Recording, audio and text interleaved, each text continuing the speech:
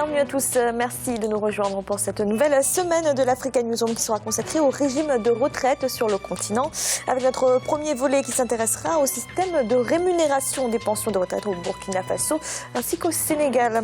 Au programme également de cette émission, l'élection présidentielle a lieu ce 7 décembre au Ghana. Le leader de l'opposition, Nana Akufo-Addo, se présente pour la 3e fois. Et le Forum Paix et Sécurité en Afrique a débuté ce lundi 5 décembre à Dakar au Sénégal sous le thème de l'extrémisme religieux. Et pour nous accompagner pendant cette émission, Monsieur François Gomis, vous êtes docteur en sciences politiques, bienvenue. Merci et bonsoir et merci de m'avoir invité. Et avec nous également notre éditorialiste Malik Achab, bienvenue Malik. Merci Fanny, très heureux de vous retrouver ainsi que les téléspectateurs d'Africa 24. Tout de suite, l'actualité du jour.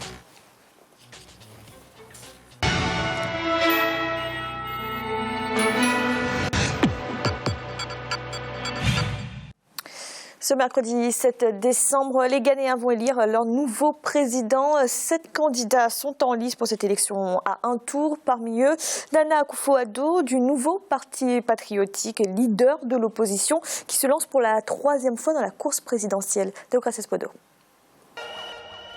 Nana Akufo-Addo, candidat du nouveau parti patriotique NPP à la présidentielle du 7 décembre au Ghana, reste déterminé à devenir le prochain président de la République. Fils d'Edouard Akufo-Addo, héros de la lutte pour l'indépendance et chef de l'État d'août 70 à janvier 72, Nana Akufo-Addo est d'abord avocat de profession avant d'entrer en politique courant 2003. Sous la présidence de John Kufuor, il a été nommé ministre des Affaires étrangères avant de démissionner en 2007 pour briguer l'investiture du NPP au scrutin de la même année. Malheureusement, faute de soutien et malgré ses promesses de changement dans la gestion du pays, il n'a pu remporter ce pari que ce soit en 2007 ou en 2012. Lors de cette précédente élection présidentielle, il a été battu d'une très courte avance par l'actuel président John Dramani Mahama du Congrès national démocratique NDC, crédité de 50,70% des suffrages contre 47,74%. You have a group of people who have a plan and a philosophy of economic development. Nous avons un groupe de personnes qui ont une autre vision du développement économique. Leur mission, c'est d'aller à l'encontre des projets. Ils ont peu de dignité pour soutenir les efforts et leur seul but est de s'enrichir avec les fonds publics. C'est ce que nous connaissons depuis ces 6 dernières années. In which they look after public funds. Né en 1944 à Kiebi, dans l'est du Ghana, Nana Akufo-Addo a grandi dans une famille de l'élite politique nationale. Aujourd'hui septuagénaire et principal leader de l'opposition ghanéenne, il espère qu'après 2 tentatives sans succès, le scrutin de 2016 sera enfin le bon. Durant la campagne électorale, il a choisi de mettre l'accent sur les manquements économiques de l'administration Mahama, notamment les nombreux scandales de corruption, les problèmes énergétiques et le ralentissement général de la croissance. Il a battu campagne dans la région de la Volta, acquise au NDC au pouvoir, avec des promesses de transparence et d'équité dans la gouvernance. It is a cumulative effect of poor policy, poor management. C'est un ensemble de facteurs dont le manque de contrôle et de gestion dans les affaires de l'État qui ont conduit à cette situation. Durant les 5 dernières années, notre économie n'a cessé de régresser. Le président sortant regarde le pays depuis là-haut. Il bat campagne depuis un hélicoptère. Moi, je parcours le pays par la route et je vois les choses que je déplore aujourd'hui. I am going on the ground. En 2012, Nana Akufo-Addo avait contesté les résultats de la présidentielle devant la Cour suprême du pays, qui a finalement validé la victoire du président actuel, John Dramani Mahama. Cette fois-ci, il promet accepter le verdict des urnes, même en cas de défaite, pour ne pas exacerber les tensions et les violences dans un pays qui est considéré comme un exemple de démocratie en Afrique. Malik, c'est la 3e fois que se présente le leader de l'opposition. Est-ce qu'on va vers un scrutin serré cette fois-ci ? Oui, tous les observateurs s'accordent à le dire. Maintenant, prévoir l'élection à l'avance est très difficile, mais je pense que le fait qu'il se présente pour la 3e fois, le fait qu'il essaye de plus en plus de rassembler, qu'il y a quand même des personnes, de plus en plus de personnes qui le suivent, fait que je pense que le scrutin sera serré. Il y a une thématique forte qui est vraiment mise en avant dans cette élection électorale, c'est la lutte contre la corruption et la performance économique. Je pense que l'enjeu est de taille pour ce pays qui est stable, comme le Ghana. Bon, même si on a vu quelques petites polémiques sur un appel à la violence présumée et des accusations diverses dont se sont portés les deux camps. En tout cas, ce que l'on souhaite, c'est que l'élection se déroule normalement. Mais je pense que cette fois-ci, effectivement, l'élection sera serrée parce que déjà la précédente le résultat était déjà très serré. Et je pense que ce qu'il faut souhaiter également, mais je le pense réellement, c'est que la participation sera forte parce que le Ghana a une tradition démocratique, même si par rapport à d'autres pays, elle est récente par rapport aux pays occidentaux. En Afrique, c'est l'un des pionniers dans la région dès 1990 à s'être ouvert à la démocratie. François Gomis, Malik parlait du thème qui a dominé pendant cette campagne électorale au Ghana, qui est celui de la corruption.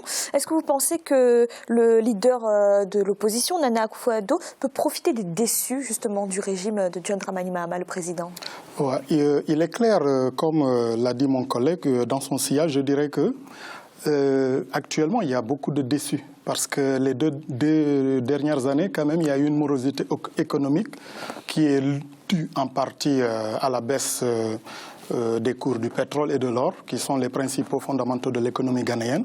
Donc, il n'est pas à exclure qu'ils puissent profiter des déçus. Mais ce qu'il faut souligner aussi, c'est que là, quand même, depuis quelques mois, on note quand même une, je dirais pas embellie, mais quand même l'économie commence à se remettre sur les rails.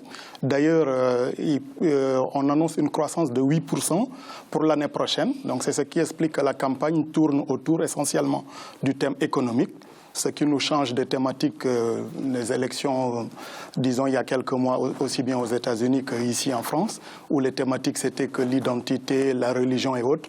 Là, quand même, on peut se réjouir que ce soit les thématiques économiques qui dominent et que c'est vrai que le fait qu'ils mettent l'accent sur la bonne gouvernance, la transparence et tout, c'est un thème qui parle aux Africains à l'heure actuelle, notamment à la jeune génération.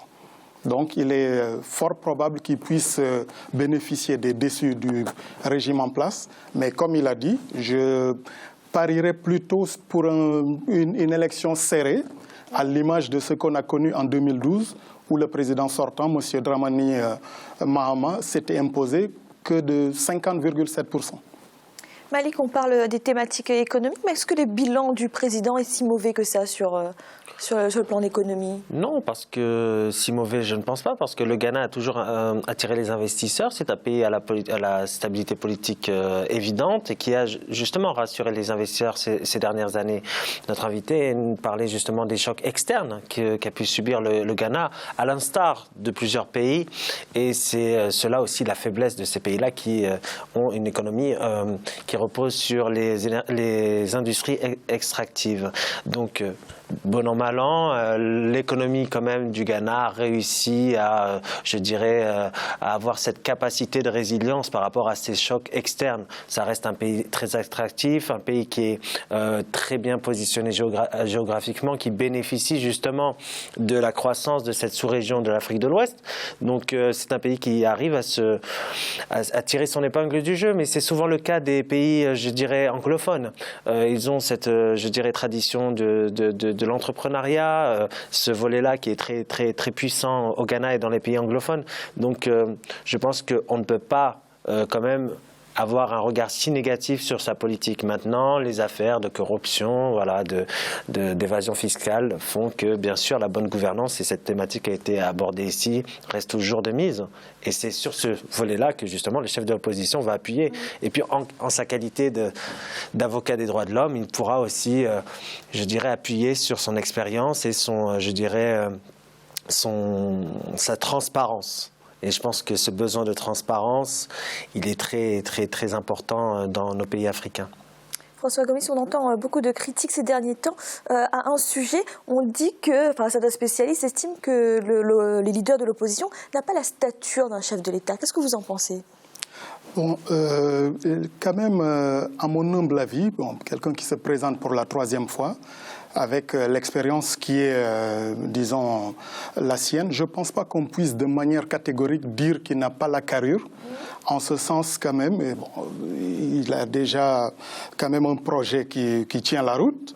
Et que, comme l'a souligné mon collègue, il a quand même, c'est un militant des premières heures des droits de l'homme et tout, et qui est une thématique quand même qui est centrale à l'heure actuelle sur le continent.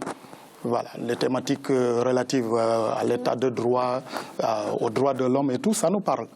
Donc je pense que dans le cadre d'une campagne, il est souvent, bon, c'est de notoriété publique qu'on puisse disséminer des attaques qui visent à discréditer l'opposition et puis vice-versa aussi. Parce que les coups ne viennent pas que du camp du pouvoir et puis vice-versa. Je pense que c'est le jeu de la démocratie et puis on ne doit pas accorder plus d'intérêt qu'à disons, ces considérations. Merci. Dans l'actualité également, le forum Paix et Sécurité en Afrique a débuté ce lundi 5 décembre à Dakar, au Sénégal. Experts, membres de la société civile, militaires et responsables politiques se penchent sur la question de l'extrémisme religieux. À cette occasion, le président sénégalais Macky Sall, hôte de l'événement, a notamment plaidé pour l'éducation et une stratégie améliorée au niveau sous-régional. Malik, il y a des pays africains aujourd'hui qui proposent des solutions. Est-ce qu'il y en a certains qui sont en avance dans cette lutte contre l'extrémisme religieux, qui pourraient servir de modèle ? Bien écoutez, le pays hôte est le Sénégal. Je pense qu'il faut saluer le Sénégal pour sa participation aux effets justement de maintien de la paix dans la région. Je pense que le Sénégal occupe le terrain et sur le plan, je dirais, de la préservation, de la sécurité, de la bataille contre les idéologies extrémistes, le Sénégal est en avant aussi. Oui, il y a des pays qui essayent justement de se reposer sur, je dirais, le fait religieux, mais le fait religieux qui soit propre au pays et non pas un fait religieux qui soit erroné et porteur de violence. Donc le Sénégal, via les confréries religieuses qui ont pignon sur rue dans ce pays et qui sont véritablement des éléments de stabilité au sein de la société, permettent justement de se prémunir du radicalisme. Il y a le Maroc, effectivement, qui joue ce rôle. L'Algérie aussi, mais sur le plan plus militaire, parce que l'Algérie a une expérience aussi dans la lutte contre le terrorisme. L'idéologie, vous savez, c'est très compliqué, c'est très complexe. Mais il faut savoir qu'aujourd'hui, on a des profils tellement différents au sein des terroristes qu'on ne peut pas dire que la radicalisation est liée à une condition sociale, parce qu'on voit justement des personnes qui ont un parcours, un bagage intellectuel assez important et qui finalement basculent du jour au lendemain, d'où vous avez posé une question très pertinente de ces pays qui essaient justement de contenir cette idéologie via, je dirais, une autre idéologie, celle de l'idéologie de la paix. Et on peut citer le Maroc, le Sénégal et d'autres pays d'Afrique de l'Ouest. François Gomis, vous pensez également que le Sénégal, ça peut être un modèle qui peut être transposé dans d'autres pays ? Que ça puisse être un modèle, oui. Maintenant, je ne sais pas si c'est transposable parce que, en fait, comme l'a si bien souligné mon collègue, c'est qu'il y a des confréries qui jouent un rôle de stabilisateur social. Donc, en ce sens, vous partez au Sénégal, par exemple, dans toutes les familles, aussi bien les familles musulmanes, chrétiennes ou autres, il y a quand même une certaine d'harmonie fusionnelle qui fait que l'idéologie extrémiste aura beaucoup de mal à s'enraciner dans la société. Mais le problème, c'est que si on élargit le propos, actuellement, le défi de la sécurité ne peut pas se limiter qu'au problème de l'extrémisme religieux, même si c'est une composante fondamentale. Parce que si vous remarquez, par exemple, vous prenez le continent d'ouest en est, ce qu'on appelle l'arc de crise, qui part de la zone saharo-sahélienne jusqu'à la Corne de l'Afrique, il y a quand même nombre d'entités violentes qui sévissent et qui mettent, disons, en péril la stabilité et la cohésion des États. Donc c'est un problème quand même assez complexe qui nécessitera beaucoup de temps, de stratégie, d'approche multidimensionnelle. Mais en termes de modèle, je pense que le Maroc aussi, qui est quand même dans une zone qui a été déstabilisée, mais qui a été relativement, disons, qui est restée relativement à l'écart de toutes ces turbulences. L'Algérie aussi, qui a subi une décennie quand même de violence extrémiste, a réussi quand même à juguler ce phénomène.